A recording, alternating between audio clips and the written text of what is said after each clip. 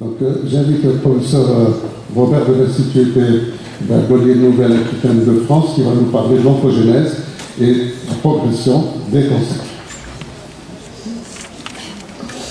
Merci Monsieur le Président.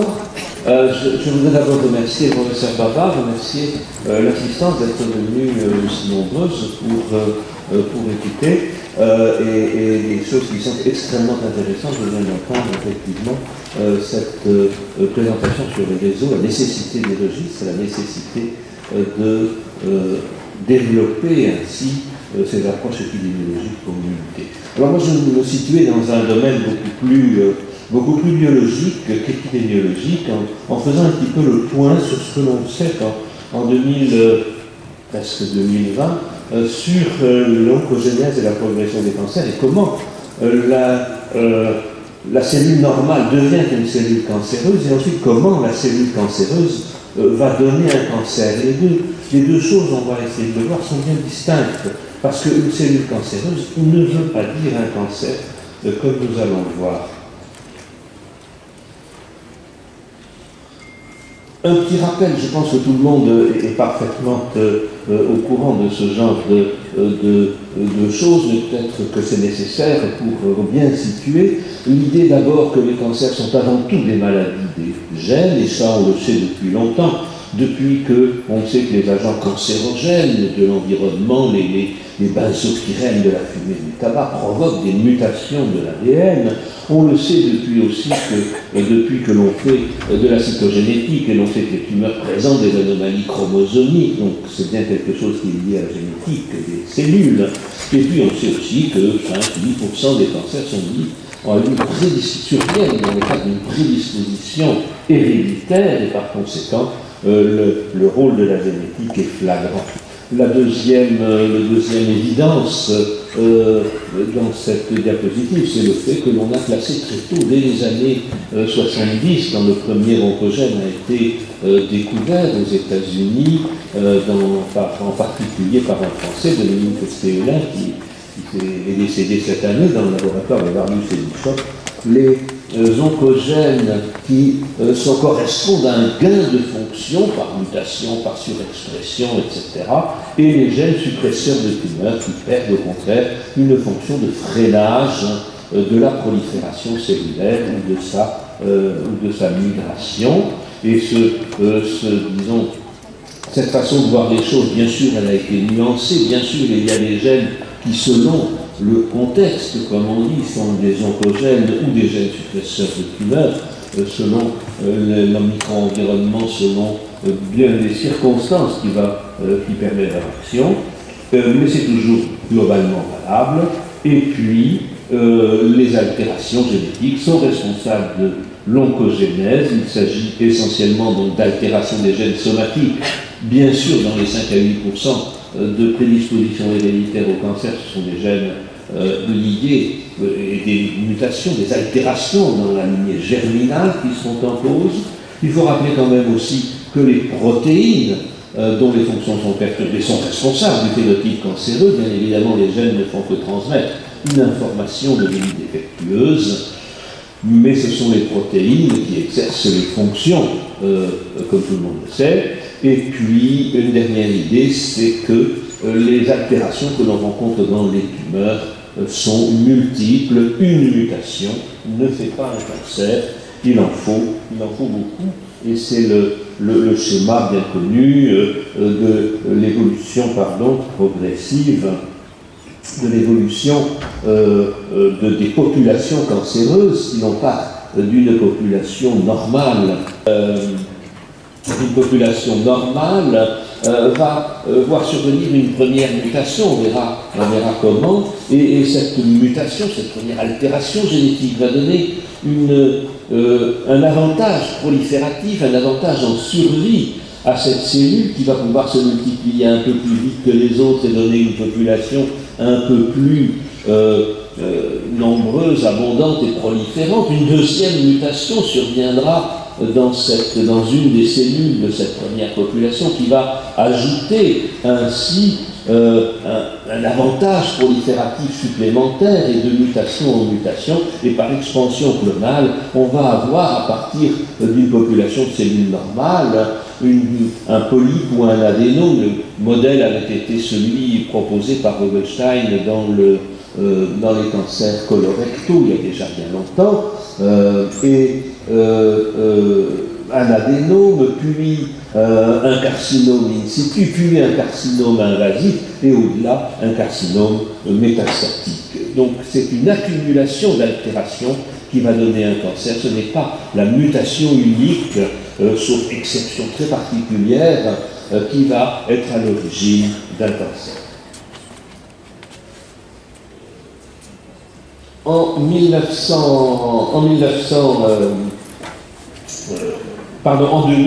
la première fois, et en 2011, la deuxième fois, pour actualiser, Hahnemann et Weinberg ont proposé tout un mécanisme, un ensemble de mécanismes qu'ils ont appelés les hallmarks du cancer, un ensemble de mécanismes qui vont de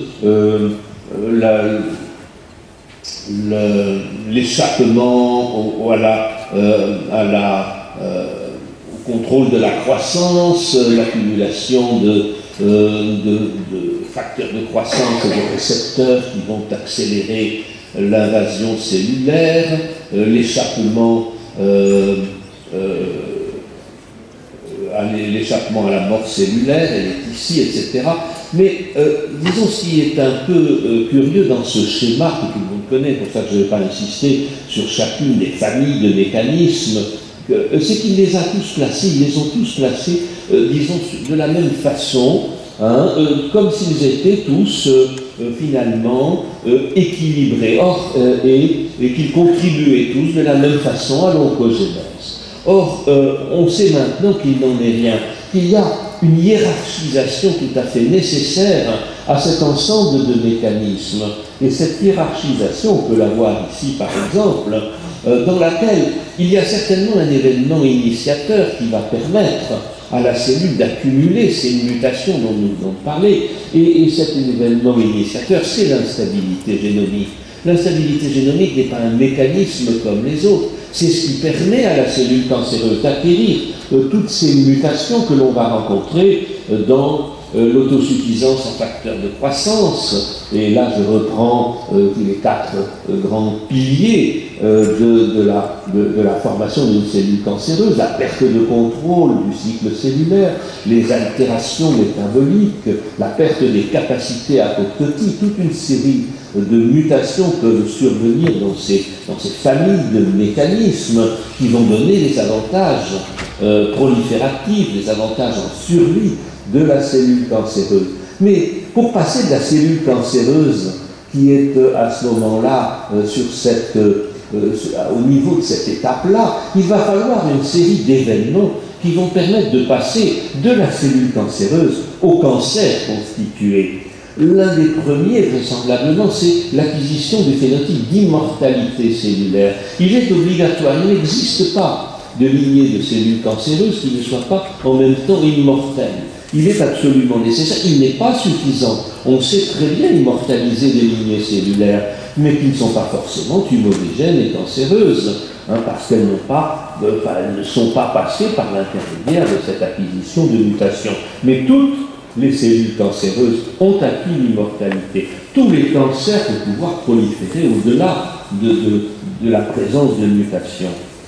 Un événement également indispensable que l'on rencontrera dans tous les cancers, c'est la vascularisation de ces tumeurs. On ne peut pas espérer faire croître une tumeur au-delà de quelques millimètres de diamètre sans qu'elle ait des vaisseaux. L'oxygène, les nutriments doivent accéder à la cellule de façon à ce qu'elle puisse se multiplier. Il n'existe pas de cancer sans qu'il y ait cet interrupteur angiogénique qui soit allumé, ce switch angiogénique qui soit allumé. Tous les cancers ont des vaisseaux, et toutes les cellules cancéreuses, elles ne sont pas forcément vasculaires, elles n'ont pas de vaisseaux encore, elles vont stimuler éventuellement la prolifération vasculaire. Mais sans cette prolifération vasculaire, il n'y a pas de cancer. Et des études qui ont été faites sur des nécropsies systématiques, en particulier de glandes mammaires chez les femmes et de prostate chez les hommes, ont révélé que pratiquement dans toutes les glandes en question, eh bien, on rencontre des petits îlots contenant quelques dizaines, quelques centaines, quelques milliers de cellules, a priori cancéreuses, qui possèdent des mutations, mais qui ne seraient jamais devenues un cancer, parce qu'elles n'ont peut-être pas acquis l'immortalité, parce qu'elles n'ont pas déclenché l'interrupteur angiogénique, ou bien également parce qu'elles ont réussi à échapper, parce qu'elles n'ont pas réussi, à échapper à la surveillance immunitaire. Et c'est un mécanisme également qui semble indispensable à la constitution d'un cancer, pouvoir échapper à cette surveillance immunitaire qui est mise en place et qui doit reconnaître a priori la cellule cancéreuse comme du non-soi, justement parce qu'elle a des mutations, donc des protéines anormales, donc des antigènes qui devraient pouvoir être éliminés par le système immunitaire qui est un peu combattu par la cellule cancéreuse qui va essayer de non plus là de stimuler comme la prolifération vasculaire, mais au contraire d'inhiber la surveillance immunitaire. Et puis il n'y a pas de cancer sans cette possibilité d'envahir les tissus environnants d'abord, puis de migrer à distance, hein, et la formation des métastases est absolument indispensable à la malignité des cancers. C'est la malignité, c'est la métastase qui tue nos patients atteints de cancer. Hein, et s'il n'y a pas ce phénomène qui va permettre aux cellules cancéreuses de migrer et d'envahir des tissus, eh bien, je dirais qu'à ce moment-là, on n'aurait pas de malignité des cancers, on saurait les traiter par chirurgie simplement, s'ils n'ont pas migré, parfois les choses se passeraient bien. Donc s'il n'y a pas ce déclenchement des capacités d'invasion et de métastase, il n'y a pas de cancer. Vous le voyez, il y a toute une série d'étapes qui doivent être franchies pour passer de la cellule cancéreuse en haut au cancer lui-même. Et je peux l'illustrer avec quelques petits schémas qui datent. Et vous le voyez, déjà en 1971, Judah Folkman avait parfaitement signalé que l'angiogenèse était indispensable à la formation des cancers, et à partir des petits schémas qu'il dessinait à partir des observations microscopiques, on peut voir que tant que la vascularisation n'a pas atteint les cellules cancéreuses ici, eh bien, les cellules tumorales restent extrêmement concentrées, et que la tumeur ne fait que quelques millimètres de diamètre, il n'y a pas l'échelle des diamètres, mais ce très vieil article de Judah Folkman était déjà tout à fait prémonitoire sur tout ce qui est devenu un chapitre de la thérapeutique anticancéreuse tout à fait majeur. Une autre idée ici que j'illustre, également fort ancienne, c'est le problème de la perte de la surveillance immunitaire. Et l'on savait déjà, et vous le voyez il y a 50 ans, hein, que la perte de la surveillance immunitaire est également quelque chose qui doit être un phénomène obligatoire pour la formation d'un cancer. Je ne vais pas détailler les étapes de ce petit schéma, hein, mais c'était déjà tout à fait clair pour certains auteurs. Et puis, l'immunosurveillance des cancers, je dirais, est tombée un peu en dormance jusqu'à ce qu'on redécouvre toute l'importance de cette surveillance immunitaire quand on a su inhiber les inhibiteurs de la surveillance immunitaire à l'aide de ces anticorps qui constituent maintenant l'une des armes majeures de la thérapie de certains cancers, plus particulièrement les mélanomes et les cancers du poumon pour le moment, mais certainement bien d'autres tumeurs qui sont à l'étude pour exploiter les pistes ouvertes par l'immunothérapie. L'acquisition de la capacité métastatique, là j'ai pris cette illustration dans des articles de Jean-Paul Thierry et de Bob Weinberg également, avec la transition épithélio-mésenchymateuse, l'acquisition de ce phénotype nouveau qui permet à la cellule cancéreuse, d'origine la majeure partie du temps épithéliale, de devenir une cellule migrante, une cellule qui va pouvoir se déplacer, envahir les tissus environnants, entrer dans un vaisseau sanguin et puis ensuite en sortir pour aller former une nouvelle tumeur à l'extérieur du vaisseau, dans une autre localisation. Et pour acquérir ces propriétés de migration et de réinstallation, eh bien, il lui faut subir ce qu'on appelle la transition épithélio-mésenchymateuse, le passage du phénotype épithélial au phénotype fibroblastique mésenchymateux, et puis revenir ensuite au phénotype épithélial de départ. La métastase ressemble beaucoup à la tumeur primitive, comme vous le savez. Alors, quelques mots sur la nature des oncogènes, et ensuite on verra la mise en jeu des gènes suppresseurs de tumeurs. Là aussi, ce sont des choses qui sont bien connues. Les oncogènes, alors évidemment, les oncogènes ne sont pas des protéines, ce sont les oncoprotéines. Les produits des oncogènes sont des protéines impliquées dans la signalisation de la prolifération, avec les facteurs des anomalies dans les facteurs de croissance, beaucoup mieux connus, beaucoup plus fréquentes, des anomalies, des mutations en particulier dans les récepteurs de facteurs de croissance, avec les mutations de GFR, en particulier dans les cancers du poumon, au niveau de kinases cytoplasmiques, comme la kinase JAK2, dans certaines voies de signalisation, les kinases SARC, ABL, etc. Et puis la kinase BRAF de la voie des kinases, des protéines adaptatrices comme les protéines RAS, les facteurs de transcription tout au bout de la chaîne de transmission des signaux de prolifération, ces facteurs de transcription qui activent donc la production des protéines nécessaires à la réplication de l'ADN, à la mitose, avec comme illustration MYC, FOS, ETS2 et NF-κB, ensemble de facteurs de transcription bien connus en cause dans la prolifération cellulaire. Des protéines et des régulateurs positifs ou négatifs du cycle cellulaire sont également oncogéniques, en particulier les cyclines comme la cycline D1, les CDK comme le CDK4, ou encore les phosphatases activatrices comme les CDC25. À l'inverse des régulateurs positifs du cycle, les régulateurs négatifs de la mort cellulaire, avec BCL2, avec la surliline qui se comporte également comme des oncogènes, des régulateurs du métabolisme glucidique. On retrouve toutes les grandes catégories que j'avais mises ici sur cette ligne horizontale.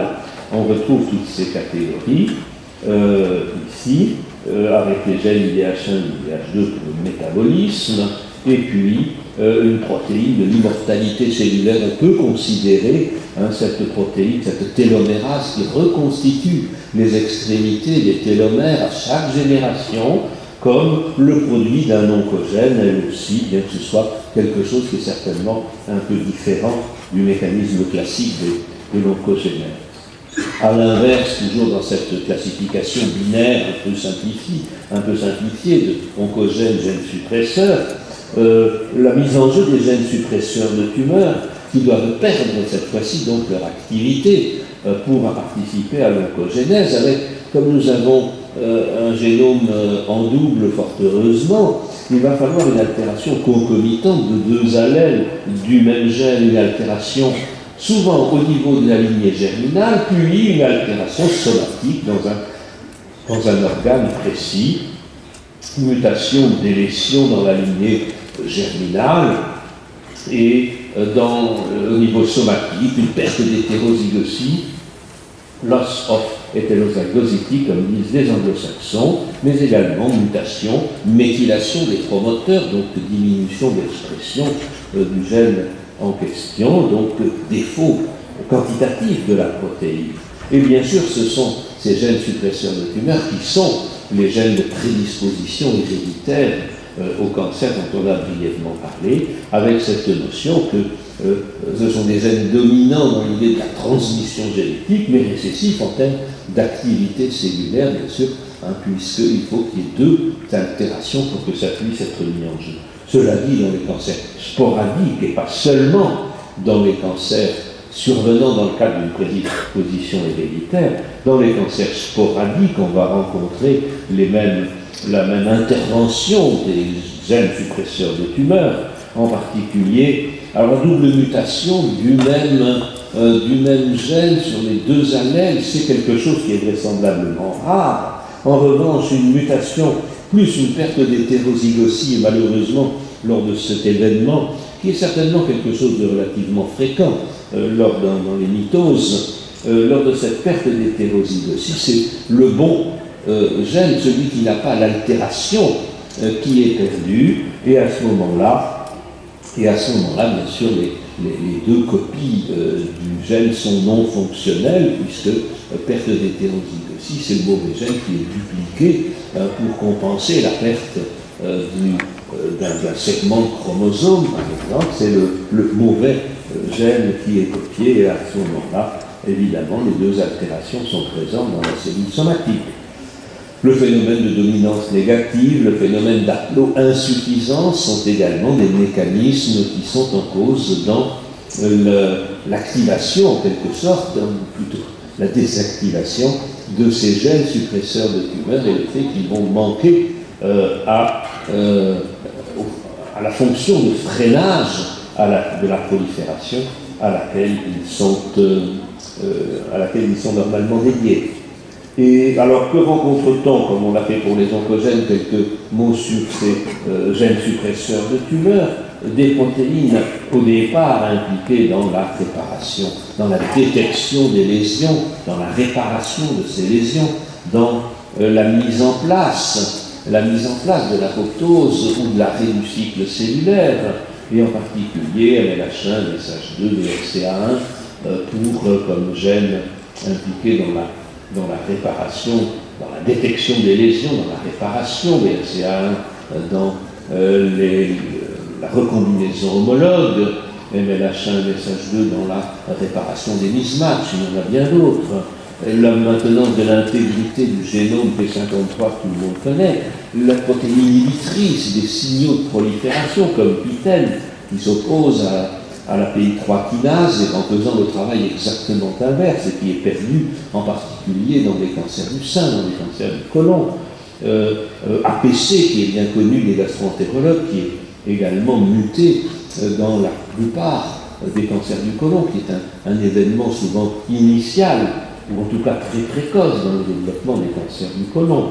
Des protéines inhibitrices, cette fois-ci de l'avancée dans le cycle, comme les inhibiteurs de CDK que sont P16 ou P21, ou comme la protéine du rétinoblastome, les régulateurs positifs, toujours le deuxième volet, négatif pour le cycle et positif pour la mort cellulaire, avec le gène VAX. Et puis, le contrôle transcriptionnel, je n'en ai pas parlé, mais c'est quelque chose qui est extrêmement important dans les cancers. Ça fait peut-être une dizaine d'années qu'on s'aperçoit à quel point le contrôle de la transcription exercé par les modifications post-traductionnelles des histones ou par les protéines de remodelage de la chromatine, donc les protéines de remodelage de la chromatine aridin-A en particulier, ou encore les histones lysine déméthylase, comme cette KDM5C, qui sont des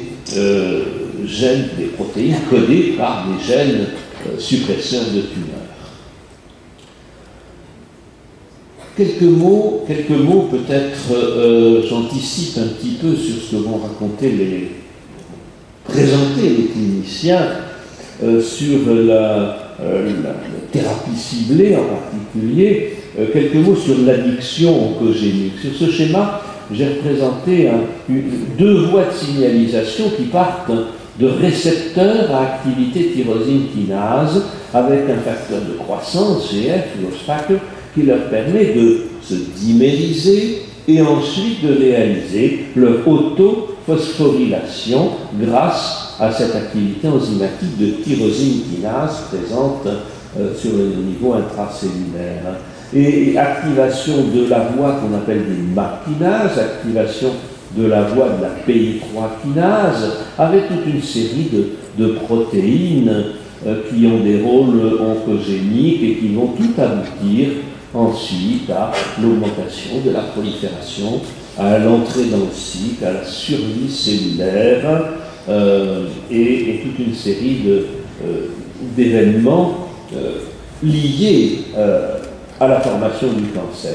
Supposez qu'il y ait une première mutation qui survienne ici au niveau du domaine tyrosine kinase, bien connu de ceux qui font de l'oncologie pulmonaire. Que va-t-il se passer? Eh bien, il va y avoir, s'il y a cette mutation, l'activité tyrosine kinase est à ce moment-là exacerbée et il va y avoir toute une série de phénomènes d'accélération des voies de prolifération qui vont conduire à une augmentation de la réplication, de l'entrée dans le cycle et de la survie cellulaire, etc. Et avec un médicament comme le géfitinib ou l'erlotinib, on est capable de bloquer cette activité tyrosine kinase, et à ce moment-là, on peut espérer bloquer toute la séquence et aboutir ainsi à une inhibition de tout ce qui concerne la prolifération, etc. La conclusion, mais ces inhibiteurs de tyrosine kinase ne sont actifs, bien évidemment, que si les voies qui dépendent du récepteur sont activées. Il n'y a pas de possibilité que notre géfitinib ou notre erlotinib ait une activité antiproliférative s'il n'y a pas cette mutation au départ. Et c'est ce qu'on appelle l'addiction oncogénique. Les cellules qui sont ainsi susceptibles d'être, dont la prolifération est susceptible d'être inhibée par ces médicaments, eh bien, ces cellules doivent utiliser cette voie de prolifération pour que l'on puisse les inhiber, et l'inhibition de la voie de prolifération va permettre une activité thérapeutique parce que les cellules sont dépendantes,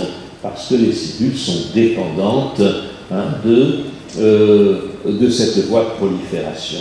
Une deuxième idée, au niveau toujours du ciblage, j'ai repris le même schéma, le récepteur, activité tyrosine kinase, deux grandes voies de signalisation qui en dépendent, et puis, cette fois-ci, imaginons une mutation bien connue du codon 12, par exemple, du gène KRAS, qui va ainsi, mutation, qui va nous conférer une activité supplémentaire, plus exactement la perte de son activité de désactivation par la perte de son activité GTPasique.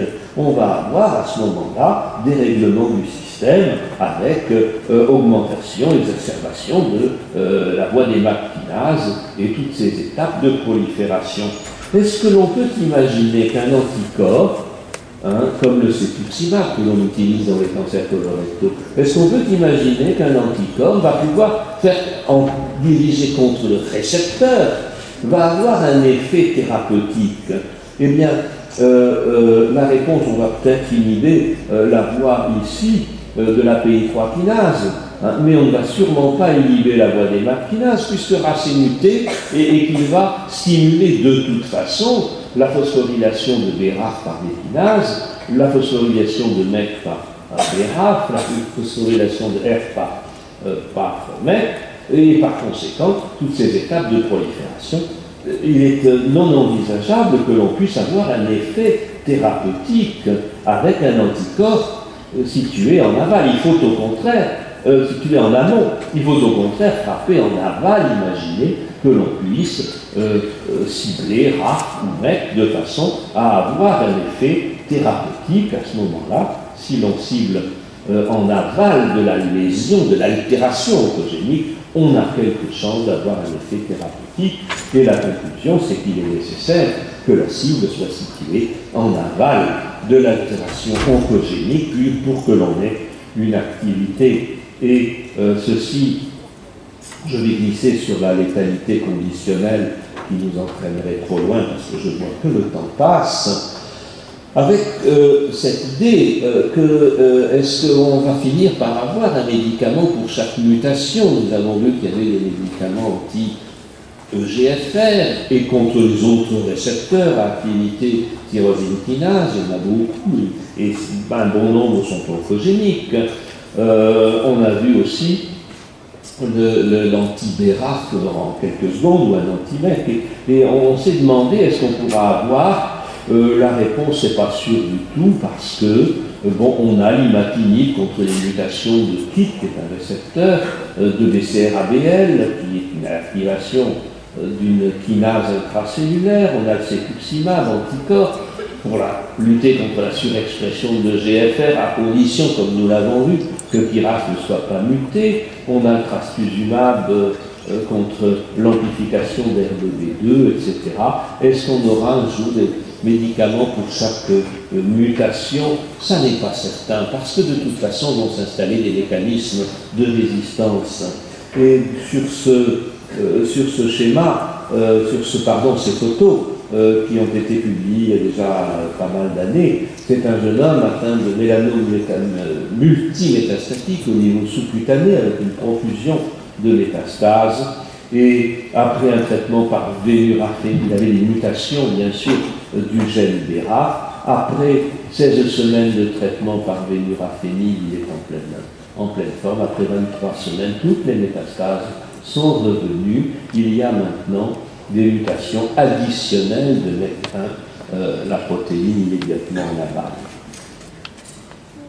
Une ou deux idées sur la métastase avant de conclure. Deux modèles peuvent être proposés, ont été proposés, la vérité comme toujours certainement intermédiaire, ou alors que selon les cancers, et effectivement il semble que dans les cancers du sein, la métastase survient finalement en dernier ressort dans cette multistep carcinogénésis. Et que, je veux dire, dans les cancers du côlon, elle survient certainement tardivement. En revanche, dans certains cancers comme les cancers du sein, c'est plutôt un modèle parallèle parce que la métastase est inscrite déjà dans les propriétés de la tumeur primitive. Les gènes activateurs sont déjà là. Et lorsque l'on fait on peut donc revoir ici cette idée de survenue de mutation tardivement dans la tumeur, puis de métastase. Mais dans le modèle parallèle, eh bien, les mutations sont déjà présentes. On pourra avoir des métastases précoces. La tumeur primaire peut évoluer ensuite et donner des métastases tardives, mais les métastases sont déjà en puissance dans la tumeur primitive. Et ceci, par exemple, lorsqu'on a fait la clustérisation des profils d'expression des tumeurs du sein, il y a déjà pas mal d'années, eh bien on s'attendait à trouver au départ toutes les tumeurs primitives ségrégeant d'un côté, toutes les métastases ségrégeant dans une autre branche. Pas du tout. Il n'y a rien de plus proche d'une tumeur primitive que sa métastase sur le plan de l'expression des gènes, sur le plan de ces mutations. Et on peut voir qu'en fait, bon, c'est vrai, mais qu'il y a des acquisitions qui peuvent être différentes. Et ce schéma emprunté à Gehring montre bien dans une tumeur du rein, avec toute une série de petits prélèvements dans la tumeur primitive, quelques prélèvements également dans diverses métastases, on peut voir que le clone de départ a une mutation d'un gène suppresseur de tumeur, qui est le gène VHL, et puis ensuite, toujours dans la tumeur primitive, on va trouver en plus une mutation frameshift du gène 7D2, un gène de méthylation des histones, et puis ensuite, avec cette tumeur qui n'a que ces deux mutations, entre autres ces deux mutations, puis ensuite, sur cette branche, deux mutations supplémentaires qu'on va retrouver dans cette série de prélèvements de la tumeur primitive. Dans la métastase, on va trouver de façon extrêmement intéressante une autre mutation de 7D2, une autre mutation, cette fois-ci une altération du splicing, et des mutations également dans les autres métastases, des mutations supplémentaires. Et la conclusion, c'est qu'il faut faire très attention, une cible peut être présente dans la tumeur primitive, mais elle peut être absente dans les métastases, mais beaucoup plus souvent c'est le contraire, c'est-à-dire qu'une cible est absente dans la tumeur primitive et présente dans les métastases. Et si l'on avait, on n'en a pas un médicament anti-VHL, certainement on combattrait les deux, mais selon le type de médicament, en particulier les anti-mTOR, on va avoir des effets dans ce cas précis sur le primitif, mais pas sur la métastase qui n'a pas de mutation activatrice de cette kinase.